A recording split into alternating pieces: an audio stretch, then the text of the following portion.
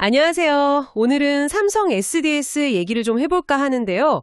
현재 상황부터 미래 먹거리까지 궁금하신 점들 많으실 텐데 저희가 한번 깊게 파헤쳐 보겠습니다. 자, 그럼 먼저 2025년 1분기 실적부터 좀 볼까요? 보니까 연결 기준으로 매출 4조 4,898억 원, 그리고 영업이익이 2,685억 원이네요. 전반적으로 안정적인 것 같은데요? 네, 맞습니다. 실적이 꽤 견조하게 나왔죠. 이걸 이끈 주요 동력, 어디서 나왔다고 봐야 할까요? 크게 보면 두 가지 축이에요. IT 서비스하고 물류. 이 두 부문이 성장을 이끌었다, 이렇게 보시면 됩니다. IT 서비스랑 물류요? 네, IT 서비스 안에는 컨설팅, SI라고 하는 시스템 구축, 또 ITO 같은 아웃소싱도 있고요. 그리고 이제 주요한 게 클라우드, 그리고 AX, 그러니까 AI 전환 솔루션이죠. 이게 다 포함됩니다. 물류 쪽은 자체 플랫폼인 첼로스퀘어, 이게 핵심이고요. 아, 그렇군요. IT 서비스랑 물류, 이 두 개가 확실하네요. 요즘 특히 기업들이 클라우드로 많이 넘어가고 또 생성형 AI 도입도 막 하고 있잖아요. 그래서인지 IT 서비스, 특히 클라우드랑 AX에 대한 기대가 좀 큰 것 같아요. 정확히 보셨습니다. 기업들의 클라우드 투자가 계속되고 있고 특히 생성형 AI가 본격화되면서 관련 IT 투자가 확 늘어날 걸로 보거든요. 그래서 삼성 SDS도 자체 클라우드 플랫폼 SCP라고 하죠. 이걸 계속 강화하고 있어요. 이게 특히 국내 규제 환경이나 또 그룹사 데이터는 민감하니까요.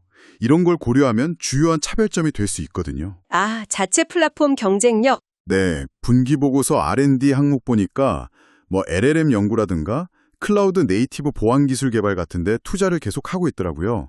그리고 AX 솔루션 중에는 브리티라는 게 있는데 이게 최근에 그 범정부 초고대 AI 사업 같은 거 있잖아요. 그런 공공 분야 대형 사업을 계속 따내면서 기술력을 인정받고 있습니다. 오, 공공대형 사업 수주. 이건 확실히 기술력에 대한 시장 신뢰를 보여주는 좋은 신호죠. 근데 뭐랄까, 가끔 공공사업은 수익성이 좀 떨어진다는 얘기도 있던데 이 부분은 어떻게 봐야 할까요? 아, 네. 좋은 지적이신데요. 단기적인 수익성보다는 아마 장기적인 레퍼런스를 확보하고 기술을 더 고도화할 기회로 삼는 그런 전략으로 보입니다. 이걸 발판으로 나중에 금융이라든가 다른 고수익 분야로 확장하려는 그런 과정이 아닐까? 그렇게 해석할 수도 있겠습니다. 그렇군요. 장기적인 포석이다. 알겠습니다. 그럼 IT 서비스의 다른 한 축, 물류 얘기도 좀 해보죠. 첼로스퀘어가 요즘 많이 언급되던데 이게 구체적으로 어떤 강점이 있는 플랫폼인가요? 네, 첼로스퀘어는 뭐냐면 물류의 시작부터 끝까지, 그러니까 견적부터 예약, 운송, 실시간 추적, 정산까지 이 모든 걸 플랫폼 하나에서 다 처리하게 해주는 거예요. 와, 원스톱이네요. 그렇죠. IT 기술을 이용해서 효율성이랑 투명성을 확 높인 거죠.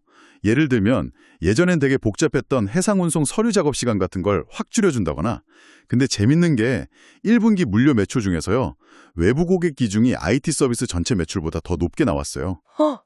외부 매출 비중이 IT 서비스보다 높다고요? 그거 흥미로운데요. 네. 이게 단순히 숫자 문제가 아니라 삼성 SDS가 이제 그룹사 물량만 처리하는 게 아니라 이 첼로스퀘어라는 플랫폼 경쟁력으로 외부 시장까지 제대로 공략하고 있다, 이런 신호로 봐도 될까요? 바로 그 점이 중요합니다. 그만큼 성장 잠재력이 크다는 뜻이기도 하지만 동시에 이제 외부 시장에서 정말 치열한 경쟁에 본격적으로 뛰어들었다는 의미도 되죠. 그렇군요. 기회이자 도전이겠네요. 그럼 회사의 재무 상태는 좀 어떤가요? 안정적인 편인가요? 재무는 아주 탄탄합니다.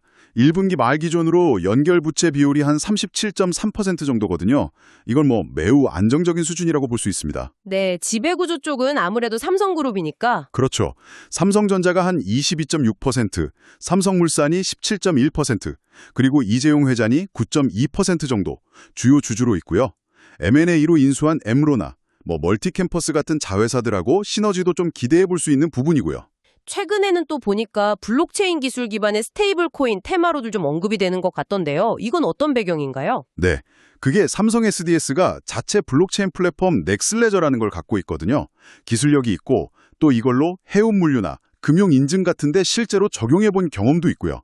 여기에다가 이제 디지털 자산 기본법 같은 관련 법규가 만들어질 거라는 기대감, 이런 규제 환경 변화 가능성이 더해지면서 시장에서 좀 주목하는 거죠. 아, 물론 뭐 아직 구체적으로 뭘 하겠다 발표한 건 아니에요.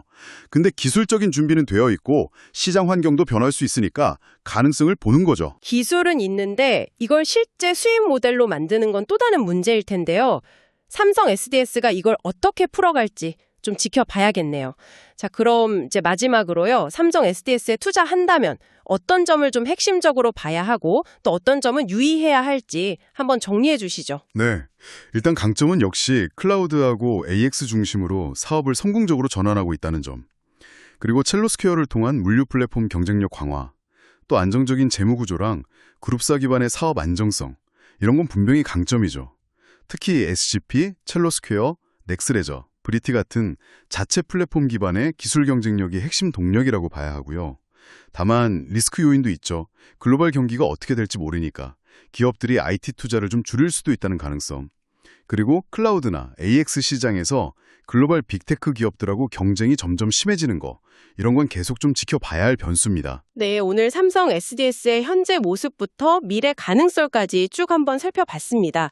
이게 단순히 IT 서비스를 하던 회사가 아니라 클라우드, AI, 물류 플랫폼 기업으로 뭔가 계속 진화하려는 모습이 인상적이네요. 맞습니다.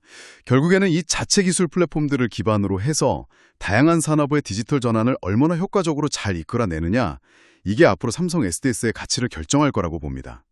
여러분께서는 삼성 SDS가 만들려는 이 플랫폼 제국이 과연 성공적으로 완성될 수 있을지 어떻게 전망하시나요? 이 질문을 한번 생각해 보시는 것도 재밌을 것 같습니다.